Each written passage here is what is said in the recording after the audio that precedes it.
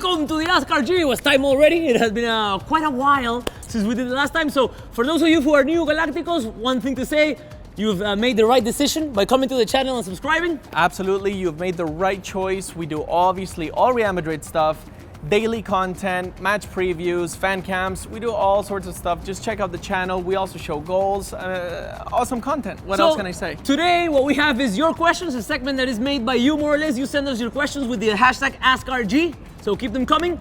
We choose some of them. We would like to answer them all, but of course, it's impossible. And don't forget, at the end of the video, we're gonna send a bunch of shout outs to a lot of people that have already been commenting and sending us questions and stuff. So definitely stay tuned for that. So let's begin. Let's go with the questions. Question number one from Superior Number One. That's kind of a very good name. Says, are Real Madrid thinking of selling James Rodriguez?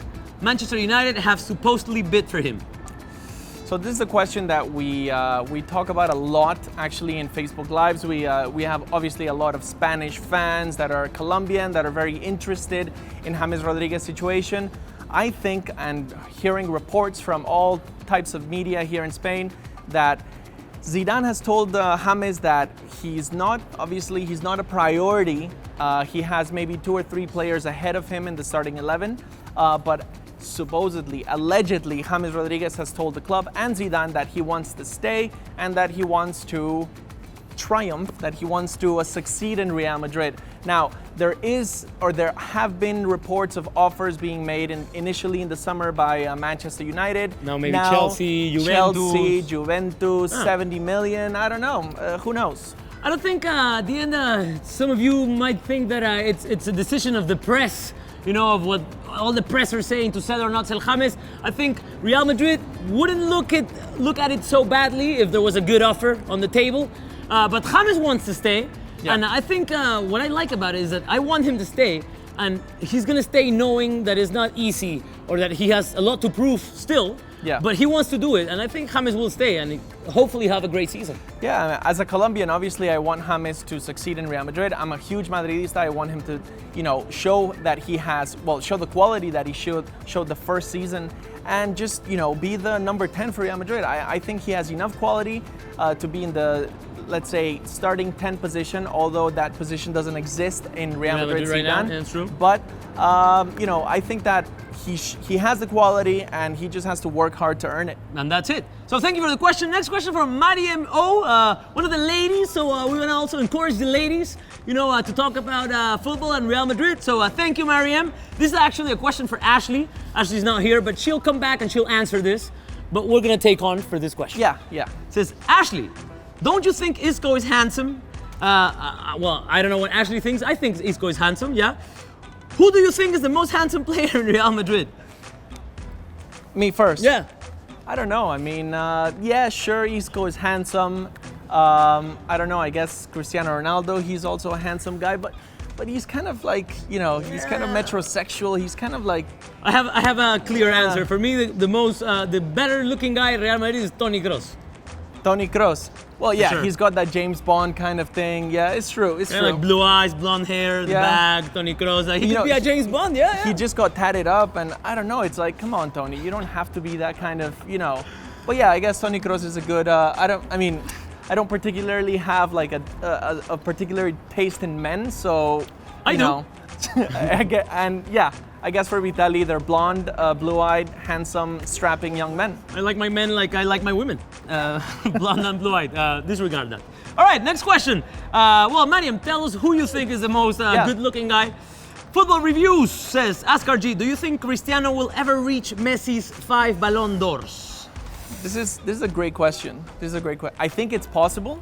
I mean, we've seen Messi kind of drop off in some seasons, and obviously Cristiano has, taken that opportunity to step up his game and win the last Ballon d'Or, and I think he's gonna win this one. He has to win this one. Probably he'll win this one. He'll make it his 4th, so there will only be 1 Ballon d'Or gap. And I think at this point, with those 2 players kind of getting a little older, maybe another Ballon d'Or by Cristiano might be something that you really don't expect. Yeah. But I think he still has it in him. Oh yeah. So I wouldn't be surprised if after this one, he got another one. The thing is, I wouldn't be surprised either if Messi got a sixth one. And then there's a 2 Ballon d'Or gap. I think it's possible. Personally, I don't think it'll happen, but I think it's possible. And what I'm more interested in seeing is really like when this dynasty or hegemonia, Cristiano, Messi is like, who's going to win the next Ballon d'Or that is not Messi or Cristiano? I'm really interested in seeing that. That's a good one. That's a good one. Maybe so let's Neymar. see what happens. Maybe Neymar, maybe Bale. Maybe Bale. Maybe Griezmann. Yeah. Maybe Keylor Navas. My money would be on Griezmann, probably. My money would be on Bale. Anyway, next question for Muad Hassan. What defines a better team? The team who won the Champions League or the team who won the league? You want to go first in this one? I'm going to say that, it really depends on what you think is a better team. There are many aspects of the game and, it's hard to say that, okay, the better team is a team with A, B, and C. Definitely the league is about consistency, being, more focused through a longer span of time. But then Champions League is also about, being able to play those like kill or die games. Yeah. So they're both like different things, and I don't know. At this point, I would say that the league, because I want Real Madrid to win the league because it would show, that it was a better team, more consistent throughout the whole year. But I don't know where to go if Champions League or league makes a better team. I don't know. Yeah, it's funny because you have arguments for both. I mean, you talk about how Champions League, if you have a few lucky matches, you can get to the final, and then a final is a final. You never know what's going to happen. It's kind of a lottery, and you have to win it. But the same thing goes for the league. The luck factor also is a big part in La Liga. I mean, there's injuries that'll take. We had an issue 2 leagues ago when we lost Modric for like 2 months, and that was killer for us. And there's also the luck factor of like in one game that maybe is not a kill or die, it's not a knockout game, but still, like miraculously you don't win, you lose 2 points, and then you win the league by 1 point. Yeah. Or lose the league by 1 point. My opinion is right now, yes, what Real Madrid needs is to show consistency, and for them to be the better team, let's say, than Barcelona would have to be winning the league, no doubt. Absolutely agree. Thank you for the question. Martina Ciugas, one of the usual suspects, says, who is better, Ramos or Pepe? All right, well, again, better, you would have to kind of define better. I think a better player would be Sergio Ramos. I think undoubtedly in attack, he is the superior player. But to be honest, defensively, I trust Pepe more than Ramos. But I would say Ramos is the better player. I'm gonna go with Pepe, and I have to say something in favor of Pepe here. It is true that some crazy stuff that he did, he lost control of himself 8 or 9 years ago in plays that were absolutely reprehensible. Yeah. But after that, I think that has cast a very long shadow on Pepe. Like, he hasn't had any behavior like that in years, and he's just been regularly showing that he's one of the best center backs in the world. And maybe my opinion is, like, if he hadn't done those 2 or 3 things he did a long time ago, maybe we would be talking about Pepe as, one of the best center backs in the world. Absolutely. So I think that, those mistakes kind of like he could never like shake them off. So I would go with Pepe. Yeah, I think, like I said before, Pepe defensively is just, he's a wall, he's a rock. And yeah, it's true, that what you were saying, you kind of feel that sometimes Pepe is going to break, right? But he never does. Yeah, he hasn't in a long time. He broke that one time, and then he hasn't broken since. So yeah, who do you think is the better player? Little unfair with Pepe. Ali Samir says, what is the possibility of teams like Malaga or Espanyol winning the league like Leicester City did? I would say slim to none, to be honest, in La Liga.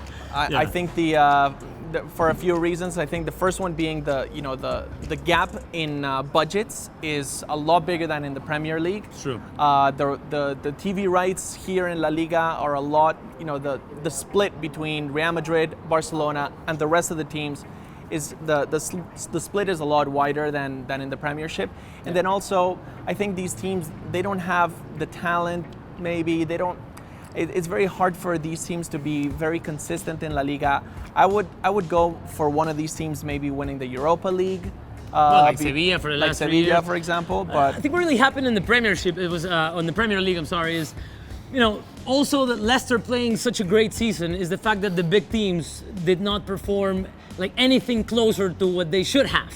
Yeah. So that those 2 things combined in the same season allowed Leicester City to win that league, not taking any merit from them. But I think I would see very difficult. I can see Real Madrid crashing one year, Barcelona crashing, but those 2 teams, like so, let's say, so exaggerately underperforming for like a Villarreal or a Sevilla to come Yeah. along and win the league. I really can't see that happening. And also, I think it would have to be a team like kind of like an Atletico de Madrid, not specifically talking about Atletico, but talking about their style of play.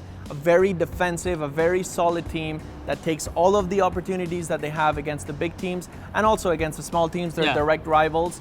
And maybe, you know, scoring very few goals in the season, but conceding even less, even fewer goals, and somehow, you know, miraculously scratching 3 points out of the Camp Nou, out of the Bernabeu. Who knows? But I think it would have to be pretty much a miracle, more of a miracle than Leicester. I'm going to go on a limb here and say that, you know, in the next 5 years, we're not going to see any other teams besides Real Madrid and Barcelona win the league. Not even Atletico. There you go. There you go. Next question from Trigger Happy, our friend Trigger Happy. What up, Trigger? Which we've had, you know, some goods and bads. But Yeah. it's good to have you back in the section, Trigger Happy. How are you, Love-hate man? relationship, but we love you, Trigger. You know, love we you. do. So it says, well, he answered. He asked 3 questions. We're gonna only for time reasons. We're gonna answer the first. It says, what do you think of Real Madrid's lack of transfer activity in these past weeks and the idea of actually using our youth players?